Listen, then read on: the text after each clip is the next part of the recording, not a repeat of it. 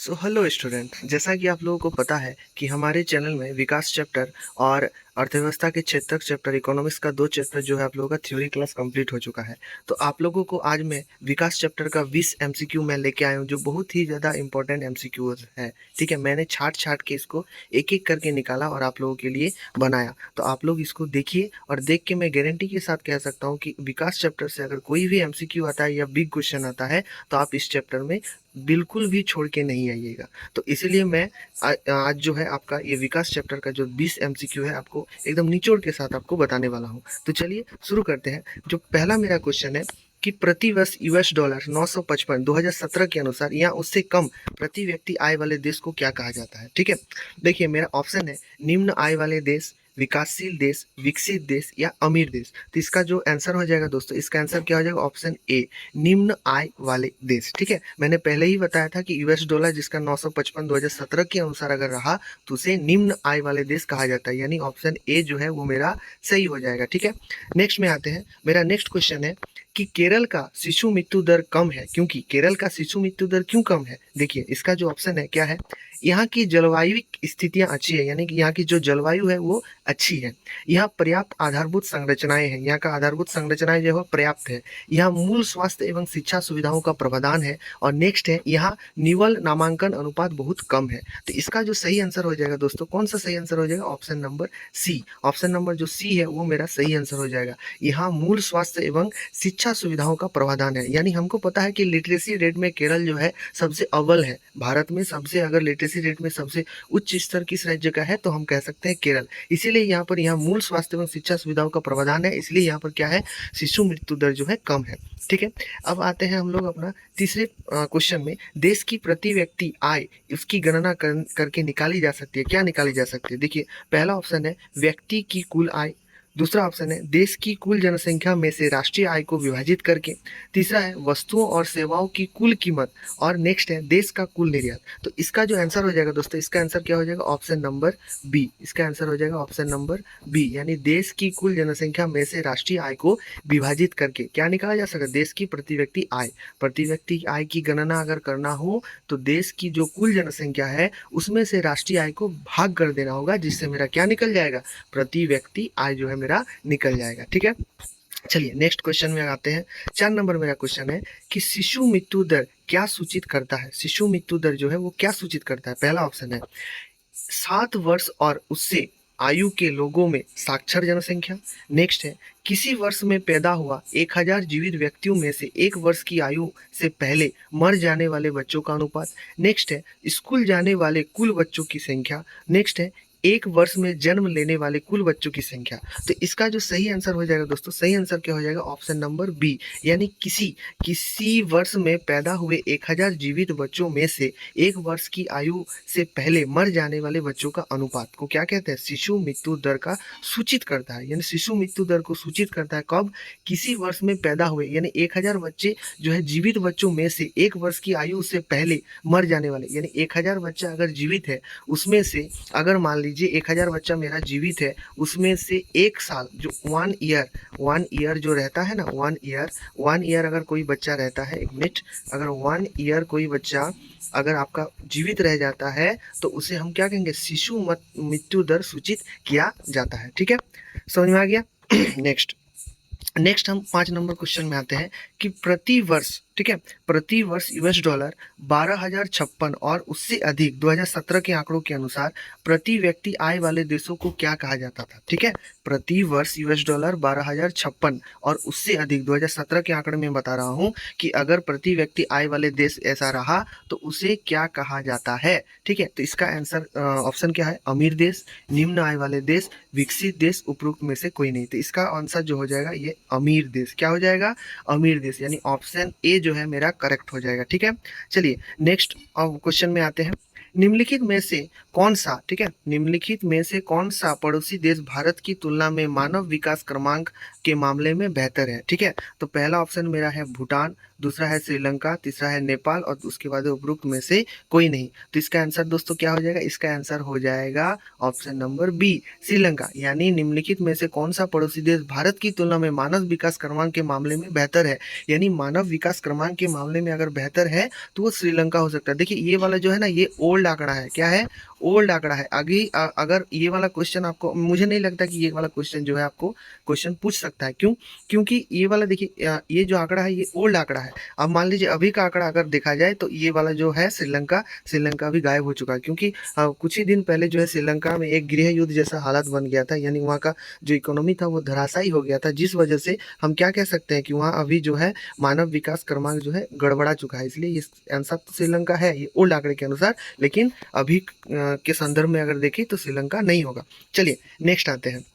लोगों के बीच एक सामान्य विकास का लक्ष्य है। हमने ये इसका डिस्कशन किया है। अगर आप लोग मेरा थ्योरी क्लास देख चुके हैं तो इसके बारे में आप लोगों को ज्ञात होगा। देखिए लोगों के बीच एक सामान्य विकास है। लोगों के बीच एक सामान्य विकास क्या है? पहला है परिवार ऑप्शन, दूसरा ऑप्शन है स्वतंत्रता, तीसरा ऑप्शन है आय और लास्ट ऑप्शन है सुरक्षा। तो लोगों के बीच एक सामान्य विकास का लक्ष्य है आय प्राप्ति करना। ये सामान्य तो सी बात है। अगर मान लीजिए कोई व्यक्ति आय कमाता है, ठीक है, कोई व्यक्ति मान लीजिए आय कमाता है, भरपूर आय कमा लेता है, तो वो एक विकसित मतलब विकास का लक्ष्य है। घर में भी आप देखते हैं, अगर मान लीजिए किसी व्यक्ति का घर द्वार बहुत ज़्यादा है तो आप बता सकते हैं कि वो व्यक्ति क्या है, वो उसका घर जो है एक अमीर घर में आता है। ठीक है, और मान लीजिए वो व्यक्ति अगर आय वाला है, मतलब पैसा ज़्यादा है, उसका पैसा ज़्यादा कमाता है, तो वो अपने विकास के लक्ष्य को प्राप्त कर लिया है। ठीक है, चलिए नेक्स्ट क्वेश्चन में आते हैं। नेक्स्ट क्वेश्चन है, हम किसी देश के प्रति व्यक्ति आय की गणना कैसे कर सकते हैं? ठीक है, ये भी मैंने बताया था अपने थ्योरी क्लास में। हम किसी देश की प्रति व्यक्ति आय की गणना कैसे कर सकते हैं? तो पहला ऑप्शन है किसी व्यक्ति की कुल आय, ठीक है, किसी व्यक्ति की कुल आय से किसी देश की कुल जनसंख्या द्वारा राष्ट्रीय आय को विभाजित करके सभी वस्तुओं और सेवाओं का कुल मूल्य से या देश की कुल निर्यात से। ठीक है दोस्तों, तो इसका जो सही आंसर हो जाएगा ऑप्शन नंबर बी, यानी किसी देश की कुल जनसंख्या द्वारा राष्ट्रीय आय को विभाजित करके। ठीक है, किसी देश की कुल जनसंख्या जो है उसके साथ अगर राष्ट्रीय आय को विभाजित कर दिया जाए तो क्या निकल जाएगा? प्रति व्यक्ति आय की गणना किया जा सकता है। ठीक है, चलिए अब नेक्स्ट क्वेश्चन में हम लोग आते हैं। जीडीपी का क्या अर्थ है? ठीक है, ये एक मामूली सा क्वेश्चन है, आप लोगों को सभी को पता होगा कि जी डी और पी, ठीक है, इसका क्या अर्थ है? ठीक है, तो पहला ऑप्शन है सकल डेयरी उत्पाद, दूसरा है सकल घरेलू उत्पाद, तीसरा है बड़ी विकास परियोजना और नेक्स्ट ऑप्शन है बड़े घरेलू उत्पाद। ठीक है, तो इसका जो आंसर हो जाएगा दोस्तों क्या हो जाएगा? बी, सकल घरेलू उत्पाद। ठीक है, सकल घरेलू उत्पाद, ग्रॉस डोमेस्टिक प्रोडक्ट। ठीक है, इसका इंग्लिश में क्या होता है? Gross domestic product. ठीक है, आप लोग समझ गए। चलिए अब आते हैं हम लोग 10 नंबर अपना क्वेश्चन में। हमारे समाज में विभिन्न वर्गों के विकास के लक्ष्य के द्वारा प्राप्त किए जा सकते हैं। ठीक है, हमारे समाज में विभिन्न वर्गों के विकास के लक्ष्य के द्वारा प्राप्त किया जा सकता है। समाज में विकास जो है किस लक्ष्य द्वारा प्राप्त किया जा सकता है? ठीक है, तो चलिए हम लोग अगर अपना ऑप्शन देखते हैं। पहला ऑप्शन क्या है? शक्ति, दूसरा ऑप्शन क्या है? लोकतांत्रिक राजनीतिक प्रक्रिया, तीसरा ऑप्शन क्या है? अहिंसक प्रदर्शन और चौथा ऑप्शन क्या है? आतंकवाद। ठीक है, अगर मैं देखूं तो सबसे उत्तम ऑप्शन मेरा क्या लग रहा है? तो बी नंबर, लोकतांत्रिक राजनीतिक प्रक्रिया। क्या है? लोकतांत्रिक राजनीतिक प्रक्रिया। ठीक है, हमारे समाज में विभिन्न वर्गों के विकास के लक्ष्य के द्वारा प्राप्त किया जा सकता है। अगर समाज में मान लीजिए विकास हो तो विकास होने से हमें क्या प्राप्त हो सकता है? तो लोकतांत्रिक राजनीतिक प्रक्रिया जो है हमें प्राप्त हो सकता है। चलिए नेक्स्ट में आते हैं। 11 नंबर, देश के विकास की तुलना करने का सबसे महत्वपूर्ण आधार है। देश के विकास की तुलना करने का सबसे महत्वपूर्ण आधार है। हम तुलना कैसे कर सकते हैं? दो चीजों में, मान लीजिए एक चीज यहाँ पर है और एक चीज मान लीजिए यहाँ पर है, दो चीजों में तुलना हम कैसे कर सकते हैं? ठीक है, दो चीजों में तुलना करना है, देश के विकास में भी तुलना करना है, तो कैसे कर सकते हैं? पहला ऑप्शन है मेरा संसाधन, दूसरा है जनसंख्या, तीसरा है औसत आय और नेक्स्ट उपरोक्त में से कोई नहीं। ठीक है, तो मेरा जो सही आंसर क्या हो जाएगा? औसत आय। यानी किसी देश का अगर औसत आय अधिक है, ठीक है, औसत आय मान लीजिए अधिक है, तो उसका जो विकास विकास जो है वो भी चरम गति से ऊपर की ओर जाएगा, ये हमको ज्ञात है। ठीक है, नेक्स्ट क्वेश्चन में आते हैं। किसी देश के विकास को प्राय निम्नलिखित में से, ठीक है, किसी देश के विकास को प्राय निम्नलिखित में से किस आधार पर निर्धारित किया जाता है? ठीक है, पहला ऑप्शन है प्रति व्यक्ति आय, औसत साक्षरता दर, लोगों का स्वास्थ्य स्तर, इनमें से कोई नहीं। ठीक है, तो इसका जो आंसर हो जाएगा दोस्तों, आंसर क्या हो जाएगा? इसका आंसर हो जाएगा ऑप्शन नंबर ए, प्रति व्यक्ति आय। यानी अगर किसी किसी व्यक्ति का मान लीजिए अगर ज़्यादा आय है तो वो क्या हो जाएगा? आय ज़्यादा, आय के अनुसार ही हम अपने देश के विकास के लक्ष्य को जान सकते हैं। ठीक है, चलिए नेक्स्ट क्वेश्चन में आते हैं। नेक्स्ट क्वेश्चन है मेरा 13 नंबर। किसी देश की राष्ट्रीय आय की उसकी कुल जनसंख्या में से भाग देने पर निम्नलिखित में से क्या प्राप्त होगा? ठीक है, ये अभी अभी हम लोग ऊपर में जाके डिस्कस किए थे। किसी देश की राष्ट्रीय आय को उसकी कुल जनसंख्या में से भाग देने पर निम्नलिखित में से क्या प्राप्त होगा? पहला ऑप्शन है प्रति व्यक्ति आय, दूसरा ऑप्शन है सकल घरेलू उत्पाद, तीसरा ऑप्शन है मानव विकास सूचकांक और नेक्स्ट ऑप्शन है उपरोक्त में से कोई नहीं। तो इसका जो सही आंसर हो जाएगा दोस्तों ऑप्शन नंबर ए। क्या है? प्रति व्यक्ति आय। ऑप्शन नंबर ए यानी प्रति व्यक्ति आय जो है इसका सही आंसर हो जाएगा। नेक्स्ट अगर आते हैं, नेक्स्ट 14 नंबर मेरा क्वेश्चन है यूएनडीपी। ठीक है, क्या है? यूएनडीपी। यूएनडीपी के बारे में भी आपको बताया गया था। अगर आप मेरे क्लास को अगर ध्यान से पढ़े हैं ना तो यूएनडीपी के बारे में जानते हैं। तो यूएनडीपी के अनुसार किसी देश के विकास के आंकने का आधार निम्नलिखित में से क्या है? बहुत ही ज्यादा इंपॉर्टेंट, स्टार मार्क करके रख सकते हैं आप इस क्वेश्चन को। ठीक है, स्टार मार्क करके आप जो है इस क्वेश्चन को आप रख सकते हैं। ठीक है, बहुत ही ज्यादा इंपॉर्टेंट क्वेश्चन है। तो प्रति व्यक्ति आय, लोगों की शिक्षा का स्तर। ठीक है, पहला ऑप्शन है प्रति व्यक्ति आय, दूसरा है लोगों की शिक्षा का स्तर, तीसरा है लोगों का स्वास्थ्य और उपरोक्त में सभी। ठीक है, मैंने बताया था कि जब जब हमारा क्या हुआ था, जब विश्व बैंक ने अपना सर्वे जो किया था, विश्व बैंक ने जब अपना सर्वे किया तो उसने सिर्फ आय को माना विकास का लक्ष्य। क्या माना?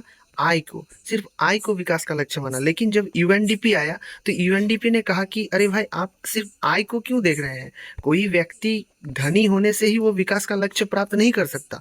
अगर व्यक्ति के पास क्या है? प्रति व्यक्ति आय के साथ साथ उसकी शिक्षा भी बढ़ोतरी है, लोगों उसके स्वास्थ्य में भी अगर बढ़ोतरी है, तब जाके आप कह सकते हैं कि वो पूर्ण रूप से विकास है। इसीलिए इसका आंसर क्या हो जाएगा? उपरोक्त में से सभी।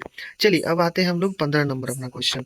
15 नंबर क्वेश्चन क्या है? तो निम्नलिखित में से सर्वाधिक मानव विकास सूचकांक वाला राज्य कौन सा है? ठीक है, निम्नलिखित में से सर्वाधिक मानव विकास सूचकांक वाला राज्य कौन सा है? ये केरल है, पंजाब है, उत्तर प्रदेश या पश्चिम बंगाल? तो अभी अभी मैंने पहले क्वेश्चन, ये शायद सेकंड नंबर क्वेश्चन में ही मैंने कहा था कि भारत का सबसे, अगर मैं कहूं कि सर्वाधिक मानव विकास सूचकांक वाला और सर्वाधिक साक्षर, अगर साक्षर वाला राज्य में कहूं तो कौन सा है? केरल। कौन सा है? केरल। ठीक है, चलिए नेक्स्ट क्वेश्चन में आते हैं। नेक्स्ट क्वेश्चन है निम्नलिखित में से कौन सा गैर नवीकरणीय संसाधन है? ठीक है, गैर नवीकरणीय संसाधन कौन सा है? ठीक है, तो ये कौन सा हो जाएगा दोस्तों? ये है मेरा खनिज एवं तेल। खनिज एवं तेल जो है गैर नवीकरणीय संसाधन है। ठीक है, अब आते हैं नेक्स्ट में, मानव विकास रिपोर्ट किसके द्वारा पेश की जाती है? बहुत ही ज्यादा इंपॉर्टेंट क्वेश्चन है, आप इसको स्टार करके रख सकते हैं। बहुत ही ज्यादा इंपॉर्टेंट क्वेश्चन है। क्या है? मानव विकास रिपोर्ट के अनुसार किसके द्वारा पेश की जाती है? मानव विकास रिपोर्ट किसके द्वारा पेश की जाती है? पहला है यूएनडीपी, एमएनडीपी, यूएनडीसी, यूएनडीपी। ठीक है, तो इसका जो सही आंसर हो जाएगा दोस्तों क्या हो जाएगा? यूएनडीपी। अभी अभी मैंने कहा कि यूएनडीपी का ने अपना क्या क्या काम किया था। ठीक है, चलिए नेक्स्ट क्वेश्चन में आते हैं। नेक्स्ट है भारत के किस राज्य में साक्षरता दर सबसे अधिक है? ये भी एकदम इजी चुटपुइया सा क्वेश्चन है। क्या होगा? केरल। इसका आंसर क्या हो जाएगा? केरल। नेक्स्ट, निम्नलिखित में से कौन सा उद्योगपतियों के लिए एक विकासात्मक लक्ष्य है? उद्योगपतियों के लिए एक विकासात्मक लक्ष्य है क्या? पहला ऑप्शन है अधिक दिनों का काम पाना, दूसरा है बेहतर मजदूरी पाना, तीसरा है अधिक बिजली प्राप्त करना। उपरोक्त में से सभी। देखिए, अगर मैं कहूं कि एक उद्योगपति, एक बहुत बड़ा उद्योगपति है, वो अगर बोले कि मुझे अधिक दिनों तक क्या चाहिए? अधिक दिनों तक काम चाहिए, क्या उसके लिए विकास का लक्ष्य है? बिल्कुल नहीं, ये मेरा रॉन्ग हो जाएगा। दूसरा है बेहतर मजदूरी पाना, क्या एक उद्योगपति को बेहतर मजदूरी पाना लक्ष्य होगा? नहीं। उपरोक्त में से सभी, जब दोनों मेरा कैंसिल हो गया तो उपरोक्त में से सभी नहीं होगा, तो इसका आंसर क्या होगा? अधिक बिजली प्राप्त करना। क्या होगा? अधिक बिजली प्राप्त करना। जब एक उद्योगपति अधिक बिजली प्राप्त करेगा तभी ना वो ज्यादा मैक्सिमम अपना जो है उत्पादन कर पाएगा। जब मैक्सिमम उत्पन्न कर पाएगा तब ना उसका जो है पूंजी पूंजी के साथ साथ उसका जो लाभ है, लाभ भी अधिक मैक्सिमम अर्जित कर पाएगा। ठीक है, चलिए अब हम लोग अपने आखिरी क्वेश्चन में आते हैं। आखिरी क्वेश्चन क्या है? एक अमीर परिवार की लड़की के लिए विकासात्मक का लक्ष्य क्या है? ठीक है, मान लीजिए एक अमीर घराने की लड़की है, उसके लिए विकास का लक्ष्य क्या है? अधिक दिनों का काम, ठीक है, उनके भाई में जितनी आज़ादी मिले उतनी ही स्वतंत्रता पाना, बिजली प्राप्त करना है, बहुत बेहतर मजदूरी पाना। देखिए ध्यान से सुनिए इसको। अगर मान लीजिए एक कोई अमीर परिवार की लड़की है तो उसको अधिक दिनों का काम करने का क्या जरूरत है? क्योंकि तो वो पहले से ही तो अमीर है। दूसरा है बिजली प्राप्त करना, अगर वो अमीर होगा तो बिजली भी तो ऐसे ही आ जाएगा। बेहतर मजदूरी का भी कोई ठिकाना नहीं है उनके साथ। तो इसका जो आंसर है, ये सही आंसर क्या हो जाएगा दोस्तों? उनके भाई को जितनी आज़ादी मिले उतनी स्वतंत्रता उन्हें भी पाना। क्योंकि देखो लड़कियां जो है ना, लड़कियां चाहे आप गरीब परिवार से हो या अमीर परिवार से, उनको हमेशा दबा के रखना चाहता है हमारा समाज। इसीलिए क्या किया जाता है, उनको जो है बाहर जाने एवं बाहर किसी चीज़ को करने के लिए रोका जाता है। इसीलिए एक अमीर परिवार की लड़की के लिए भी विकास का लक्ष्य क्या होगा कि उसके भाई को जितनी आज़ादी मिल रहा है, उसको भी उतना ही आज़ादी मिले। ठीक है? आई होप आप लोगों को ये वीडियो जो है बहुत ही ज़्यादा हेल्पफुल लगा होगा। आगे का जो चैप्टर है उसका भी मैं जो है वीडियो में उसका भी लाऊँगा एमसीक्यू, जो सबसे ज़्यादा इम्पोर्टेंट क्वेश्चन होगा उसको मैं लाऊँगा। तो आप लोग इसी तरह हमारे वीडियो को प्यार करते रहिएगा और ज़्यादा से ज़्यादा लाइक कीजिए, शेयर कीजिए, सब्सक्राइब कीजिए और मिलते हैं हमारे नेक्स्ट वीडियो में।